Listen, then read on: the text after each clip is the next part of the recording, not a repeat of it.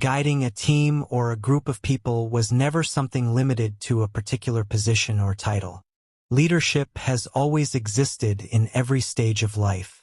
The real question was never whether a person led others, but how they chose to lead. At different points in life, people were naturally given opportunities to guide others, handle responsibilities, or lead situations. Sometimes it happened at work, sometimes within families, among friends, inside classrooms, or during difficult moments in life. Leadership was not confined to authority or designation. It revealed itself through everyday actions, decisions, and the way people influenced those around them. From childhood until the very last breath, life continuously placed individuals in situations where leadership became necessary. A child could lead through courage and curiosity. A student could lead through teamwork and responsibility. A parent could lead through care and protection. A professional could lead through vision and commitment. Every stage of life carried moments where others looked toward someone for direction, confidence, support, or hope. In today's fast-moving and demanding world, most people had encountered different kinds of leaders and bosses. Some leaders tried to dominate every situation, control every action, and create pressure even when it was unnecessary. Around such individuals, work often felt stressful, emotionally exhausting, and heavy. At the same time, there were also leaders whose presence brought warmth, comfort, and encouragement. They were approachable, understanding, and genuinely supportive. Even during difficult situations, they created calmness instead of fear and inspired confidence instead of pressure.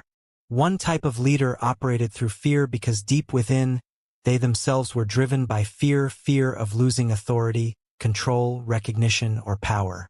Their style of leadership often created anxiety, emotional distance, and tension among people. Another type of leader guided others with empathy because they valued trust, understanding, and human connection. They understood that people were not machines meant to be controlled, but individuals who performed their best when they felt respected, heard, and supported. That was why one form of leadership left people emotionally drained, disconnected, and fearful, while another inspired happiness, confidence, peace, and motivation. In the end, people often forgot the targets, deadlines, or instructions they were given, but they rarely forgot how a leader made them feel. This naturally raised an important question: why did these two dimensions of leadership exist? A positive leader reflected strength not only through actions, but also through character, emotional balance, and the way they treated others. Such leaders carried qualities that naturally inspired peace, trust, growth, and unity within a team. First, they developed genuine care and respect for everyone. They valued people beyond positions and treated every individual with dignity, kindness, and understanding. Second, they maintained calmness and composure.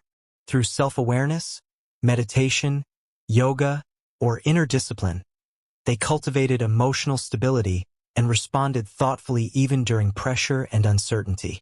Third, they encouraged healthy and open conversations. They created environments where people felt safe to communicate freely, share ideas, express concerns, and collaborate without fear. Fourth, they trusted the people around them.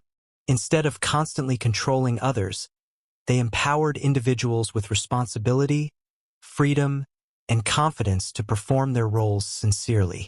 Fifth, they maintained emotional balance. Rather than reacting impulsively, they remained emotionally grounded, handled situations with maturity, and brought stability to those around them. Sixth, they led by example. Instead of merely giving instructions, they became role models by practicing discipline, ethics, sincerity, and professionalism in their own actions. True leadership had never begun with power or authority. It always began within. And that was why mastering one's attitude with the spirit of a heartful leader became one of the most meaningful journeys in life.